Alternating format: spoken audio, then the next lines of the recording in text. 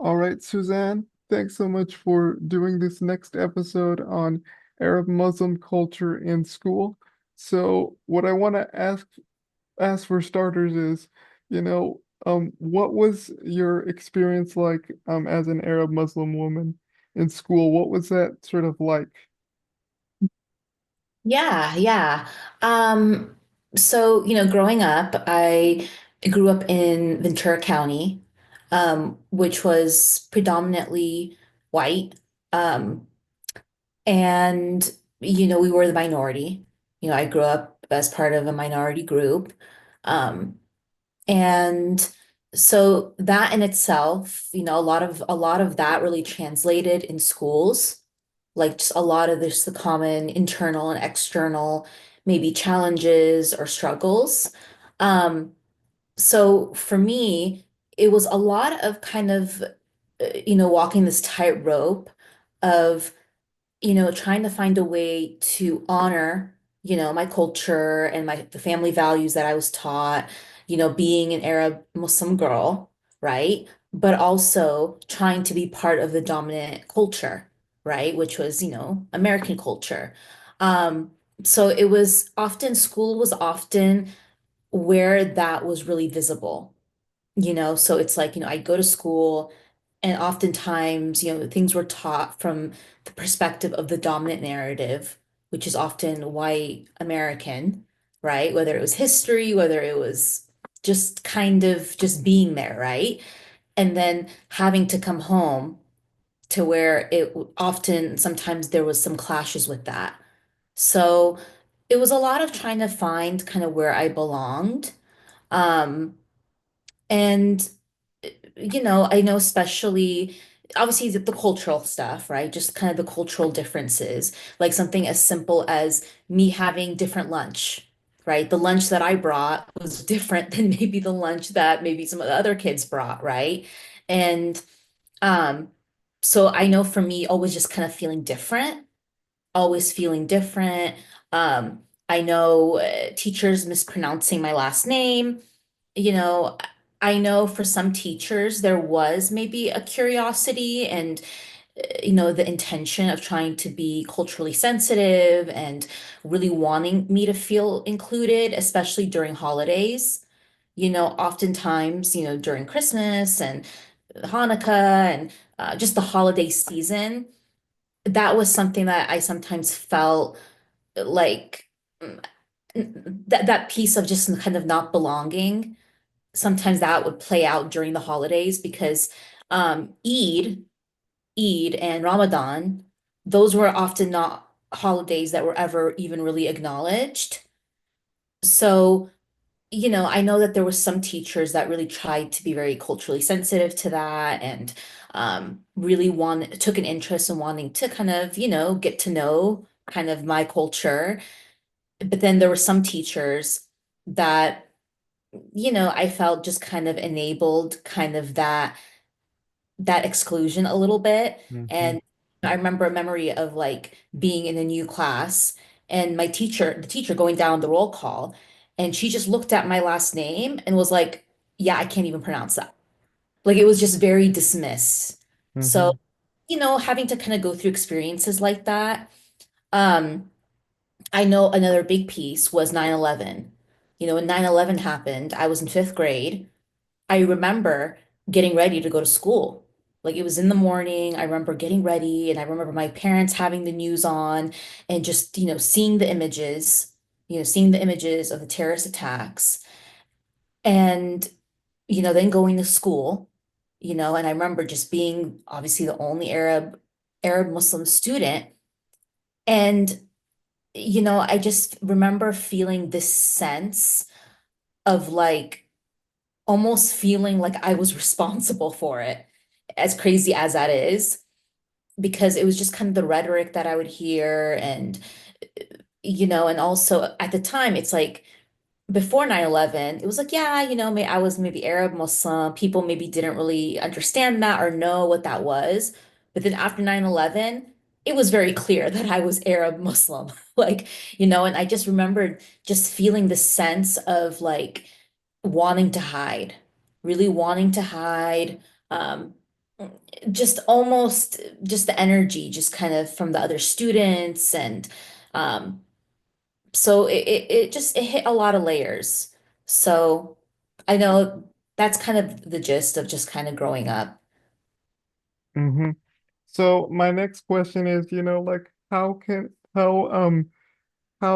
how's I guess how is it for I don't know if during your practice you've had, you know, teens and adults in the school setting, that are Arab Muslim, but can you tell a little bit about their experiences in school? Like what was it like for them to really be in the school system, I guess? In the school system. Yeah. Yeah, so I think a lot of it was struggling socially, just struggling socially, finding kind of where they belonged. Um, I know one thing that I would say is something just as simple as Ramadan. Ramadan is when Muslims fast. It's a holy month, and often that means not eating or drinking, like nothing, right? From Mm-hmm. just not eating or drinking. So oftentimes, one thing is obviously, teachers understanding that, right? And I know for a lot of students, just kind of how they felt maybe during lunchtime, or um, having to explain maybe to some teachers that maybe they couldn't really partake in maybe certain physical activities like PE. That would be kind of a challenge if you can't eat or drink. Um, so even just something like that. Um, I know just culture, some maybe sometimes cultural differences. Um, Arab and Muslim culture tends to be a little bit more traditional, more conservative. So things such as like going to a dance, like a school dance, right? That isn't something that is often, I don't want to say, yeah, permitted. Um, because again, there's a lot of, especially for Arab women, for Arab girls, there's this um there's this emphasis on them carrying the family honor, and that tends to come with very traditional values of not being as open with dating, and mixing with other, with men, with boys. And so sometimes there's a lot of that, and that can be very conflicting for a lot of students because, at home they're taught there's one expectation, but then when they go to school, sometimes that's the space where people want to self-express and explore, and they're getting to know, new people and new ideas. So I know that is something that can be very challenging. Um, so yeah, I would say there's that. And also, something that especially some of my clients come in with, I tend to work with mostly adults. I don't work with as many teens. But a lot of times when we're kind of exploring their background and their history, it's talking about some of these school experiences, the experiences that they had, growing up, whether it was maybe comments from peers about like, referencing, stereotypes, right? Hurtful stereotypes, um, things that we call microaggressions that aren't really so micro, so something as simple like I shared, like a teacher kind of looking at your name, like with a face and being like, yeah, I can't pronounce that. It's, those moments do really impact, it can really impact someone psychologically, especially teens. And so oftentimes when I have adult clients, they will openly share some of these experiences, and we process what that was like for them in therapy. Mm-hmm. Because it's this question of like how do you navigate the sort of the school system? Because like I don't know like because you've shared like what it was like growing up in the school system, but when you got to college, was it sort of different or was it particularly the same? What was that like?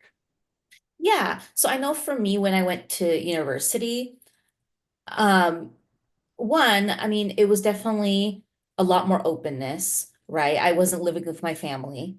So I would say university was kind of a space for me to explore how I wanted to incorporate and blend the different parts of me. Whether it was my culture, maybe my religious expression, um, and obviously it was a way for me to, get to know people of all backgrounds and genders and sexualities.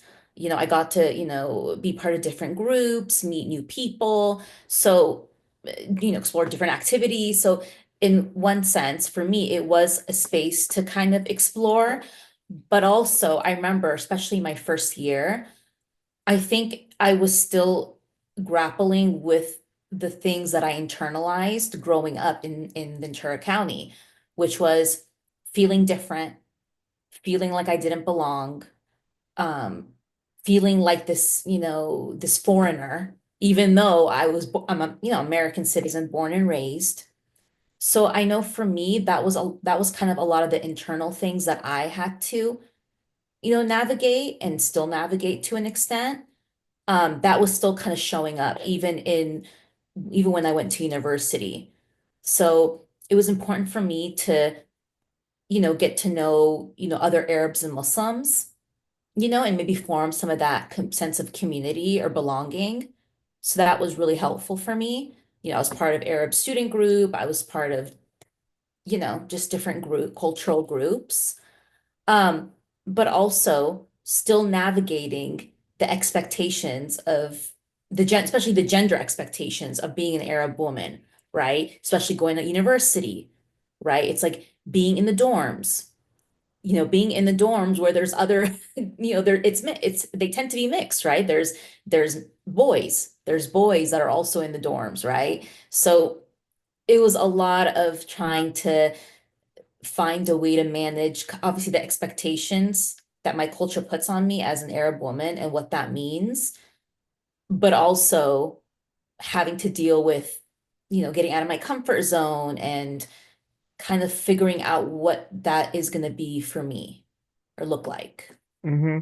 So in the therapy room, how do you sort of help adults like navigate their sense of, belonging and identity, particularly when it comes to the school?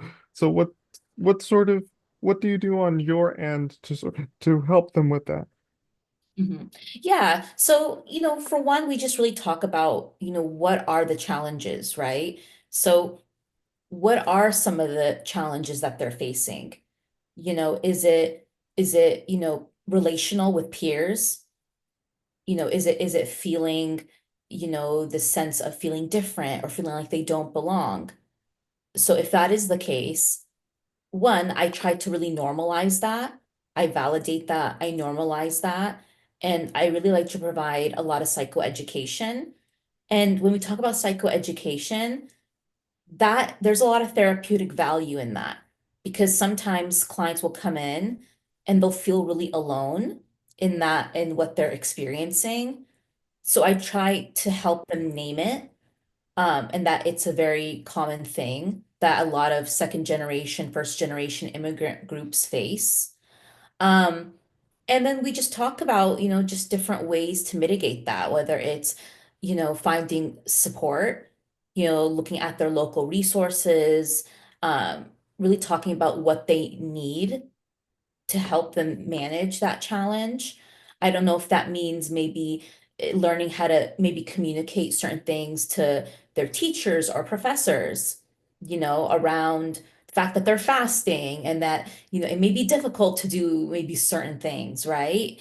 Or if it's, being part of groups, being part of different social groups. Um, maybe it's managing the mental health piece, right? Treating maybe some of the anxiety, the social anxiety, or if they're having depression. Um, so it just kind of depends on the challenge that they bring. But um, but I know another thing that a lot of people grapple with is something called code switching. So it's essentially when you feel like you have to water parts of your identity to to fit in or blend in. So I know, for example, a lot of Arab Muslim students will change their names, right? To just they'll give themselves a more maybe Americanized name, right? Or maybe there's certain things that maybe they don't maybe feel comfortable openly sharing, maybe in their friend group, right? Because they don't want to draw that kind of attention that they're different. Um, so it's really just exploring a lot of these nuances and me giving them space to get support around those challenges. Mm-hmm. And I know you mentioned earlier that when you were in college, you were basically you kind of struggled to navigate your own identity and how you during your time had to find some groups to really for you to sort of fit in and that you've identified with.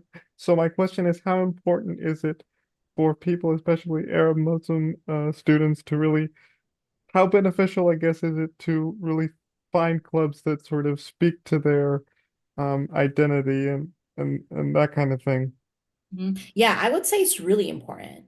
I would say it's really important and really helpful, and it can be very therapeutic because, again, often part of the challenge in all of this is feeling alone, is feeling like you're the only one, feeling maybe lost, right? Lost in how to, navigate the identity and whether and also pressures, right? Maybe pressures from family, while you're in university, so that was also the other piece is obviously wanting to respect and honor the culture and your family back home, but also trying to see how to kind of make that work in a different in the schools, right? In the university, when some of the things kind of conflict a lot of times. Sometimes they're straight contradictions. So, I would say being in community, that is very therapeutic because one, obviously you make friends. That could be a space to maybe form, relationships and almost form kind of like your new sense of family in a sense, right? Especially Mm-hmm. if you are going to school somewhere far away and you don't have the access to always, visit your family like back home. Um, Also hearing other people's experiences and maybe hearing about how they navigate maybe their challenges, especially if they're maybe having to navigate very similar challenges.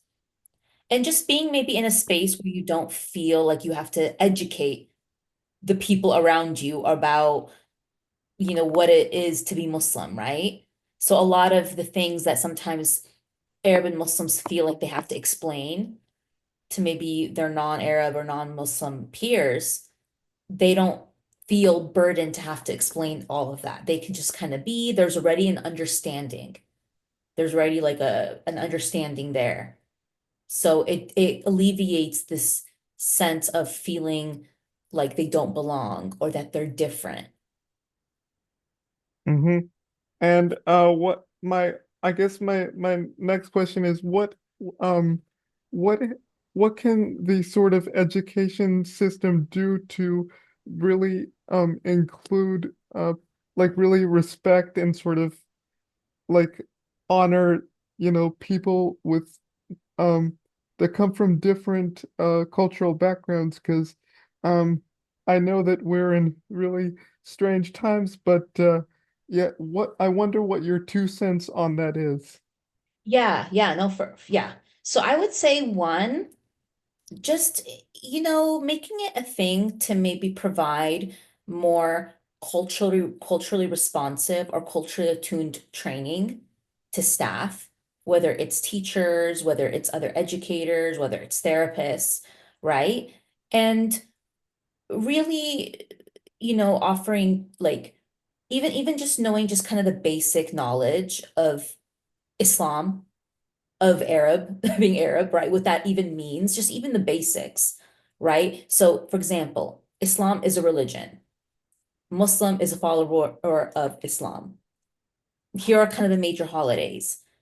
This is how you might be acquainted to that when it comes to your students, right? You might have students come in, they might look lethargic. they might they might look maybe inattentive, right? Or maybe struggling because they're fasting, right? They're fasting. So even just acknowledging that, and just because you'd be surprised a lot of times. I mean, I know for me when I grew up, it was I was probably the first Muslim that a lot of these teachers, encountered, the first Muslim student, or so it was a lot of it was very new for them, you know, and there was no issue with, obviously educating them and in that, but obviously it's nice when they have some background or at least just some understanding of how that is going to show up. Um, Also another thing is kind of understanding that sometimes when it comes to like Arab and Muslim students, there's kind of a tendency to maybe not be as engaged, maybe in classroom settings. Mhm. And a lot of that could be cultural. A lot of that could be the cultural kind of idea of, being obedient and respecting authority. But that could be misconstrued as maybe they're not participating, or maybe they're not, taking on the educational material. So maybe understanding certain just kind of cultural nuances. And, also another thing is understanding mental health stigma, right? Oftentimes, in this community, there's still stigma and there's still a difficulty being open around maybe mental health or family issues because a lot of that is taught to be very private. So even just understanding that. So I would say just kind of more trainings, education, um, and just understanding some of these layers. Mhm. All righty.